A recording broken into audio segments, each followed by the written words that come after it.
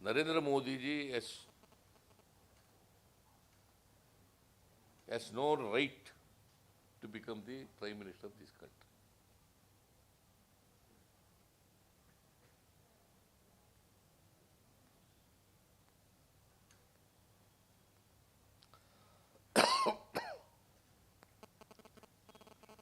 ಅವರು ಎಲ್ಲ ರೀತಿ ಚೀಫ್ ಮಿನಿಸ್ಟರ್ಗಳನ್ನ ಮುಖ್ಯಮಂತ್ರಿಗಳನ್ನ ಜೈಲಿಗೆ ಕಳಿಸಿದ್ರು, ಇಡಿ ಉಪಯೋಗಿಸಿದ್ರು, ಇನ್ಕಮ್ ಟ್ಯಾಕ್ಸ್ ಡಿಪಾರ್ಟ್ಮೆಂಟ್ ಉಪಯೋಗಿಸಿದ್ರು, CBI ಉಪಯೋಗಿಸಿದ್ರು, ಏನೆಲ್ಲ ಮಾಡಿದ್ರು, ಮಾಡಬಾರ್ದು ಅದೆಲ್ಲ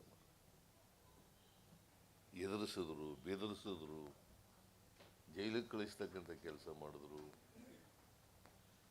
ಕೋಮುವಾದದ ಮೇಲೆ, ಧರ್ಮದ ಆಧಾರದ ಮೇಲೆ ಓಟ್ ಕೇಳಲಿಕ್ಕೆ ಪ್ರಾರಂಭ ಮಾಡಿದ್ರು,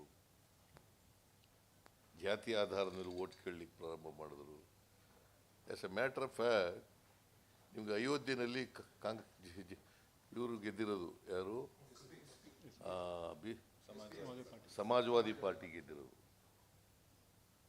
ಅಯೋಧ್ಯೆ ಇವರೊಬ್ಬರೇ ಹೋಗಿ ಪೂಜೆ ಮಾಡಿದ್ರಲ್ಲ, ಇವರು ಮತ್ತೆ ಯಾರವರು?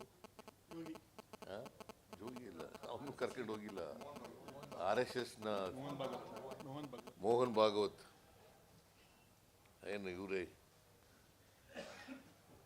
ಇದು ಮಾಡ್ತಾ ಇದ್ರಲ್ಲ, ಅಲ್ಲಿ BJP ಅಭ್ಯರ್ಥಿ ಸೋತಿದ್ದಾರೆ. ಲಲ್ಲು ಸಿಂಗ್ ಅಂತ ಇರ್ತಿದ್ರು ಒಬ್ರು BJP ಅವರು.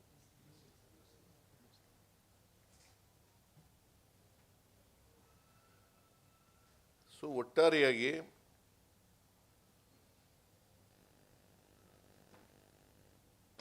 BJPಗೆ ನನ್ನ ಪ್ರಕಾರ ದೊಡ್ಡ ಹಿನ್ನಡೆಯಾಗಿದೆ.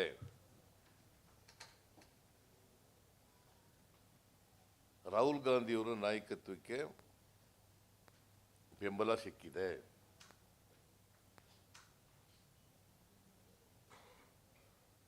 ಅವರು ಮಾಡಿದಂಥ ಪಾದಯಾತ್ರೆ, ರಥಯಾತ್ರೆ,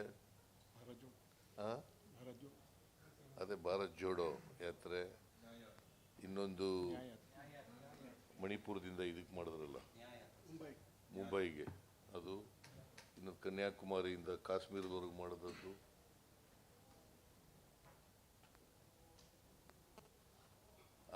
ಹಾಗಾಗಿನೇ ಇಂಡಿಯಾ ಪಾರ್ಟ್ನರ್ಸ್ಗೆ ಜಾಸ್ತಿ ಸ್ಥಾನಗಳು ಬಂದಿರತಕ್ಕಂಥದ್ದು. ಆಮೇಲೆ ಪರ್ಸೆಂಟೇಜ್ ಆಫ್ ವೋಟ್ಸ್ ಕಾಂಗ್ರೆಸ್ದು ಕೂಡ ಇನ್ಕ್ರೀಸ್ ಆಗಿರೋದು.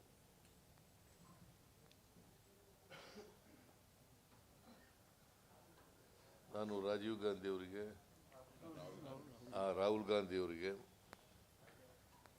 ವೈಯಕ್ತಿಕವಾಗಿ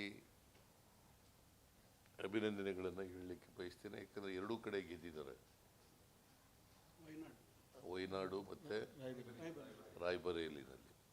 ಎಲ್ಲೂ ಆ ಎರಡೂ ಕಡೆ ಬಿಗ್ ಮಾರ್ಜಿನ್ನಲ್ಲಿ ಗೆದ್ದಿದ್ದಾರೆ. ವಯನಾಡಿನಲ್ಲಿ ಇಲ್ಲೇ ನನಗೆ ಮರ್ತುಬಿಟ್ಟು ಎಷ್ಟು ಅಂತ ಕೇಳಲಿಲ್ಲ, ಬಟ್ 2 ಲಕ್ಷಕ್ಕಿಂತ ಜಾಸ್ತಿ ಗೆದ್ದಿದ್ದಾರೆ.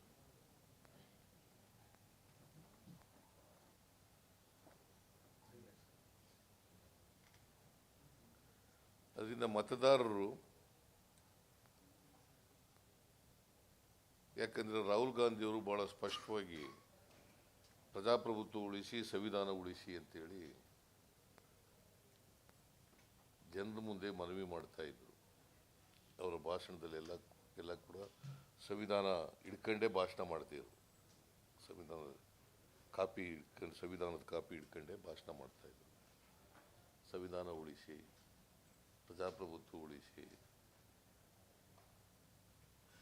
ದೇಶದಲ್ಲಿ ಸಂವಿಧಾನ ಸಾಮರಸ್ಯ ಕಾಪಾಡಿ ಅಂತೆಲ್ಲ ಹೇಳ್ತಾ ಇದ್ರು. ಸೊ ಸೆಕ್ಯುಲರಿಸಮ್ ಮೇಲೆ ವೋಟ್ ಕೇಳ್ತಾ ಇದ್ರು ಜನ.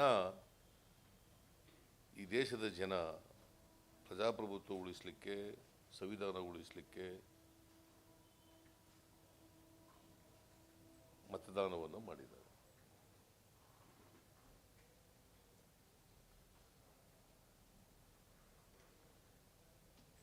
So in the interest of the nation, in the interest of the people,